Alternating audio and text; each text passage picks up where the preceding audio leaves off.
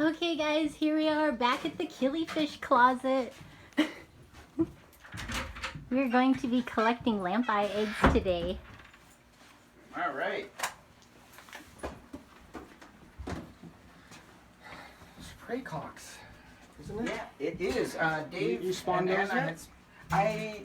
I didn't spawn those. Those are just two boys, but Dave and Anna had actually raised them, and they had extra, so I got them at one of the club meetings. And they have been there for about 2 years. They're very happy in this tank. They get along great with the Lampeyes. Is that 20-gallon long? This is a 29-gallon, yeah. 20 gallon. Yeah, 29-gallon long. Or 26, I can't remember. 26, I think. It looks really nice. 29 is upcoming long. It is actually really dirty. I scrubbed it just before the meeting. And I changed the That's what I thought filter. it was. Okay, 20. so this is just something I got at Michael's. It's a little yarn.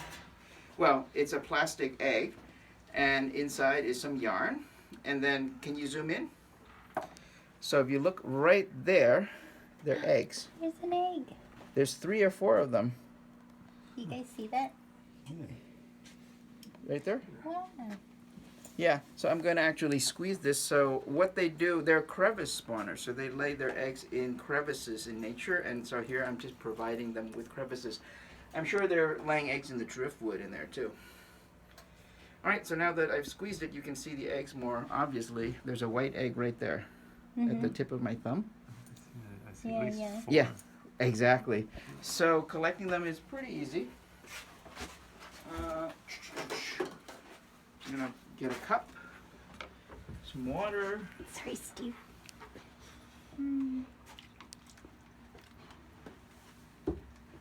All right, and then just pick them off. There's one. Are the eggs pretty tough? You can handle them easy? They are, yeah. Right now, though, these I've been having some problems with fungusing, so they don't hatch. I'm not sure what's going on, but oh yeah, and I put a pebble in because normally this would float. The yarn is lighter than water, and so is the plastic. So yeah, they didn't get very much food at Christmas for like 2 weeks. I feel like the holidays are the death of hobbies for, yeah. All right, so for at least a couple weeks. that's set number 1. Not too many eggs. I've got another set in there, and those are very young fish. I've never collected fish or eggs from them before, so let's see. I'm gonna get another tray. Tinker Judy. How often do you collect eggs?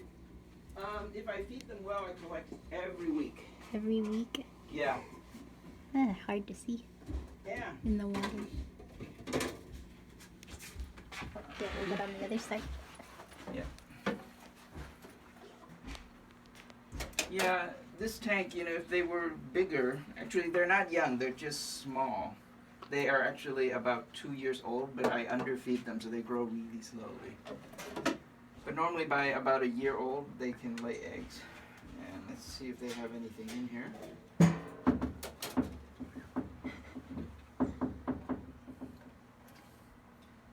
And nope, no eggs in this one. Yeah, I think they're still too small to lay eggs. But normally, yeah, if I squeeze it, I would see the eggs on top. Mm-hmm. Okay, so they're not producing just yet. But yet, each female can lay, you know, 1 or 2 eggs a day. So if you have, I think I have 7 females in there. So in theory, they can lay 14 eggs a week easily. Mm-hmm. Oh, and here are the adults. Yeah. Wait, there's one. Pretty. Yeah, they're getting old, so I really do need to breed them. What are their scientific name again? That is Platyplochilus ingayensis.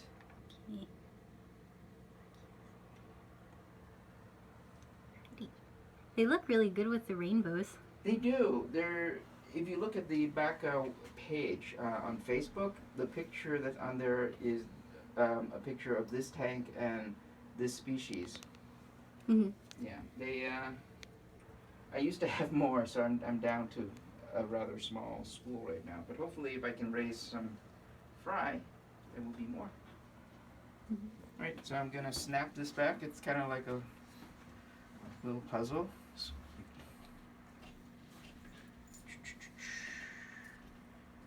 Yeah, Wright Huntley was the one who originally discovered these, because we were using the same thing, but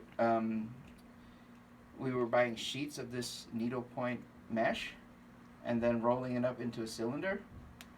Oh, here's an egg. And that takes more work than just putting them into this ball and just snapping it close. What's the ball again? It's you can get it online even. It's basically a piece of plastic that people use for needlepoint. See? And they come into two shapes. That other one is shaped like an egg. This one is shaped like a sphere. Huh, this is so And it's cool. plastic, so this was shaped like an egg. Uh-huh. And you can just put that on there. Alright. Babies. There you go. And if I feed them well, hopefully they'll start laying lots of eggs again. They like to live in groups, so if I raise them by themselves, they kind of waste away and get a little lonely. Mm-hmm. So in here, I'm not sure if you can see it. We didn't get too many today. I see 4 eggs. Mm-hmm. I think it's hard to see in here. Yeah, it's too hard Yeah. unless you have a macro lens. That's it. Sweet. Demonstration. Yay. Thanks, Thuan. Sure. Hey, wait, Thuan, what are you collecting now? I am collecting a mop that has Rivulus xiphidius eggs, I hope. So first I gotta check, yes, the fish are still in the tank, so I'm not gonna squeeze them here. I've actually brought the mop out, squeezed it, and found a small baby fish in it. Oh, jeez. It's alive. It didn't die. Alright, and let's see if there are any eggs here. Why red? Xiphidius is one of those species that actually has a strong color preference. They actually like red and pink. Huh. Sue Katz was the first person who noticed it. She noticed, hey, they prefer pink mops. And most of the time I find eggs here and not in the green mops. I wonder Huh. what they breed in naturally that gives them a strong. Pink? So here's an egg. Oh. See it? It's a big egg. Yeah, it's a very... Here. Whoa. Wait, hold on. Yeah. Yeah, for such a tiny fish, the fish is only about that big. It produces an enormous egg. And I need something to put the egg in. So, Am I Excuse me? standing in the... yeah, I got a cup right here.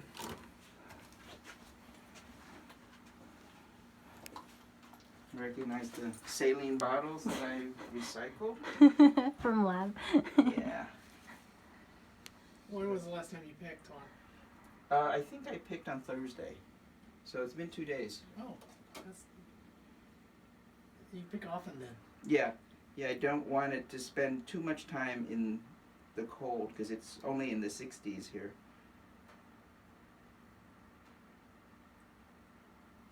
Let's see. Of course, I didn't feed her yesterday, so she probably didn't have enough protein to generate eggs. Yeah, I get busy and I only, oop, found another one. I only feed them maybe 4 days a week, not 7 days. But when I do, I give them as much food as I can possibly eat. Okay, I think that's all the ones on that side.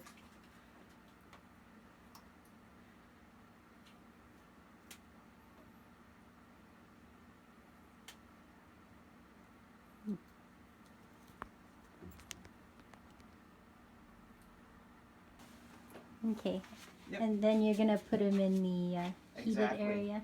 Yeah, so this is my cup, so I'm gonna put, I have 5 eggs from Thursday, and I'm gonna put the 2 new ones in there, and, oh, 2 of the 5 from Thursday have fungus, so I'm gonna remove them when I get the eyedropper.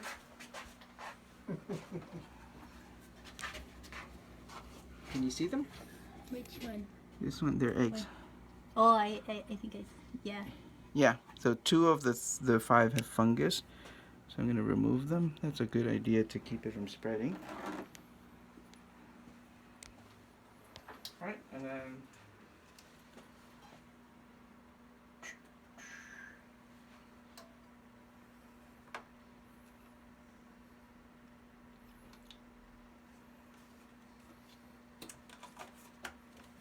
there you go. And then I keep records.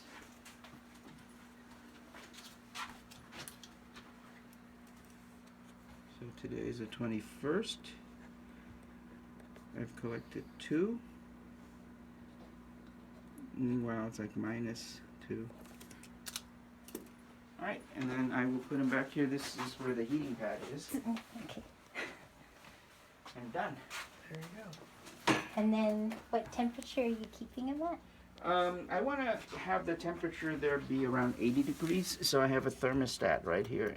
And the thermostat is reading 78. But the heating pad is set to 86. Mm-hmm. Okay. So And then the temperature is so that you get a more even sex ratio. Mhm. So for Rivulus, they apparently are sensitive. The sex ratio is sensitive to the temperature.